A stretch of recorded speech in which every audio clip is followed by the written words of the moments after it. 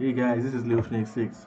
So today I'm going to be just messing around with Photoshop, not something that you don't really know about. So today I just want to change this Paris label here to Lagos. Okay, so let's go about it. So first off, what you want to do is to remove this Paris. Let me just say this right now. There are a lot of ways to go about this. Photoshop does not just have one method of going about things. So this is the method I choose to follow. You can actually be creative and go through your own route. Okay. So first off, what I want to do is I want to be using the lasso tool, which you can access by pressing L. The marquee tool would not be really useful at this point because you see I can't really select the Paris here. Okay, so Control D to remove that to deselect it. So now you're going to either use the lasso tool or the polygonal lasso tool. It's quite easy. I'm going to make use of the polygonal lasso tool, and I'm going to do it like this, and select it like this.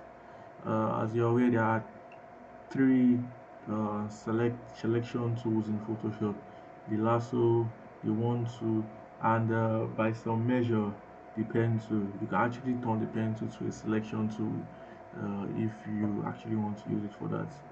So yeah, and the marquee tool. Yeah, sorry about that. So there are actually four tools, three tools actually, still three tools: the marquee, the lasso tools, and the one tool. The pen tool by an extension is a selection tool. So now that I have this, remember the other video I sent to you guys. I don't know if you've watched it, but if you've not, just check the other videos, check the previous videos. I actually explain how to do that. So what you're going to do is to select color range. Since this area is selected, we're just going to Photoshop is just going to focus on this selected part. So what you want to do is to select sampled, come here, while holding your shift key. Your shift key must be held, okay? You're going to hold your shift key and click. Oh, oh, okay, sorry about that. Okay, yeah.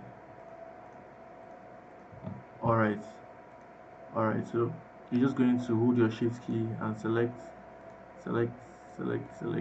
So you can see this parry here is actually is well visible. So you can select OK right now. Yeah, clean and easy. So you're going to open your select tool, and you select that. Go to modify and you expand this, and let's just expand it by 3 pixels. Okay. Yeah. So there you have it. So there are different ways of doing this. Like I said, you can watch the previous videos I released, but there's one other method I didn't show you guys, so I'm just going to show you guys here. You can select fill, select content away down here, and you select OK. Voila, it's removed, clean and easy. So next thing we're going to do is to type our label. So I'm going to be using Helvetica because Helvetica just seems like it just goes with everything, anything text on Photoshop. So I'm going to write Lagos, change this to white, and select Lagos, L space A G O and S. So here we have this. So now that we have this clean and easy, we're going to select Control A, and you're going to select Control C to copy it. So now that we have that, what I want you to do is to create a new layer down here. Come to the filter option and create okay, you don't do that now. We have to create the perspective on the background layer, on the picture layer. So we're going to do select filter and vanishing points. So we have to zoom this a little bit. Okay, good. So now I'm going to create a vanishing layer, a vanishing point on this. Vanishing point is like a perspective too. Probably in other videos I'm going to show you how to go about that. So I'm going to create a vanishing point like this. Just line this up with this. Alright, with this. If it's not straight enough, you can actually just straighten it down here, just to be like this. Voila, we have this.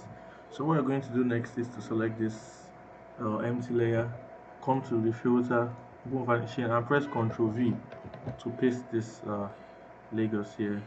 So when you have this Lagos here, you're just going to put it inside here and go to the edge. Okay, so while you're at the edge, you're going to select Ctrl T and you hold your shift. So keep doing that. Just gonna keep shifting it. It's actually a very cumbersome process. Okay, you could actually even do that outside here. So now we have this. You select it and come here. Okay, see, Control Shift it, and all right. So we have this, right? Going to select OK. Now you can see this looks very nice. So if you want to still finesse it, just click on the layer, just one click. Then you can use your arrow keys. You see this to position it very well. Yeah, this looks perfect. I mean, it looks very perfect. So that's it for that. Oh yeah, it's supposed to be black. Since this is copied, I can't just select it with the text tool. This is what I mean. You can see it can't work because this is not a text layer. So basically what you want to do is to hold your control key and to click the thumbnail. So when you click the thumbnail, it's going to be selected. From there you select G, which is the gradient tool.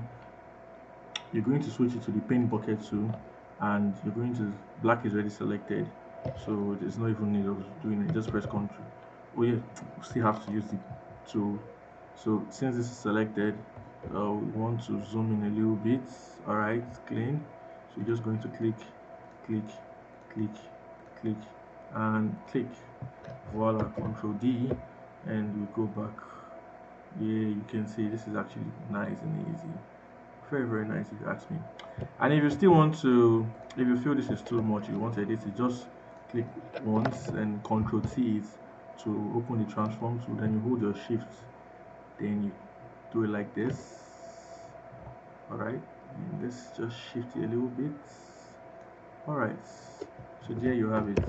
Control O, Control 0. I mean, and you can see nice and easy.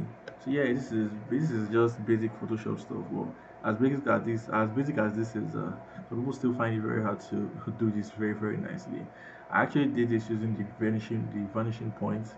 You can also use the perspective grid option to do this, but I prefer using the vanishing point because it just gives you that clean effect. So yeah, that's it. So thanks for watching. Bye.